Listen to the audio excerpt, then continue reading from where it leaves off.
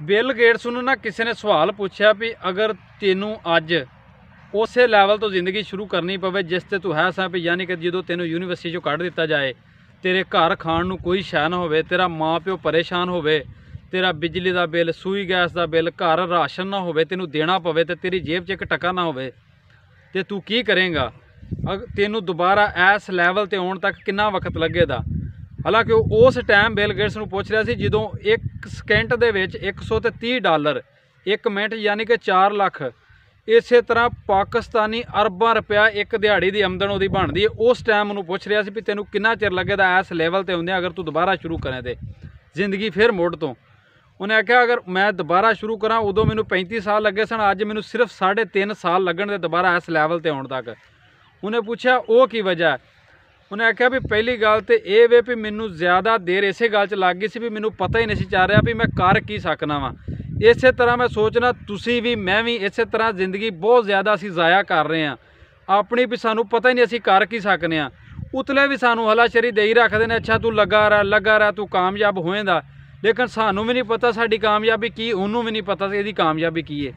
ਜੋ ਤੁਹਾਡੇ ਵਿੱਚ ਸਲਾਹੀਅਤ ਪਾਈ ਜਾਂਦੀ ਹੈ ਨਾ, अगर तुसी ओहदे ते गौर करके ते काम करोगे ना तो तुसी भी 3 साल दे विच बिल गेट्स बन सकते जे। अगर पूरी दुनिया के बिल गेट्स नहीं बन सकते तो अपने महल्ले के बन सकते जे, अपने खानदान के बन सकते जे। असी इस तरह ज़्यादा जिंदगी उन्हां कम्मां दे विच गुजार देने आ कि जिहदा सानूं पता भी है कि असी नहीं कर सकते, लोकां नूं भी पता है नहीं कर सकता, लेकिन फिर भी असी उन्हां सोचां ही लगे रहने भी शायद कतरीना कैफ जिहड़ी है वो मेरे नाल शादी कर लवे, ओहदी एक थोड़ी जी सैल्फी आ जाए ना फेसबुक ते जिन्ने मेरे भरा सारे मेरे समेत सारे कमेंट सानू लग जाते हैं भी शायद हलो हाय कर ले, लेकिन मैनू उम्मीद है कि साढ़े कमेंट्स भी नहीं पढ़ती होनी। इस तरह असी सोचते रहने मैं फिल्मां 'च हीरो आ जा, मैं वज़ीर आज़म मुल्क पाकिस्तान का बन जा, मैनू पूरी दुनिया जाने। अगर तुसी नहीं बन सकते तो क्यों इन्हां कम्मां दे विच जिंदगी गुजार रहे जे?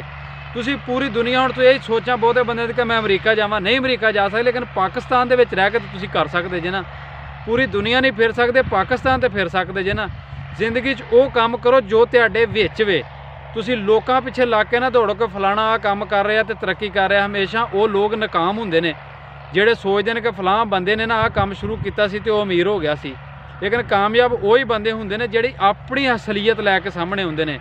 जो तुहाडे विच टैलेंट पाया जांदा तुसी वो काम करया करो। अगर मेरी वीडियो अच्छी लगे इनू लाइक सबसक्राइब ते शेयर जरूर करियो।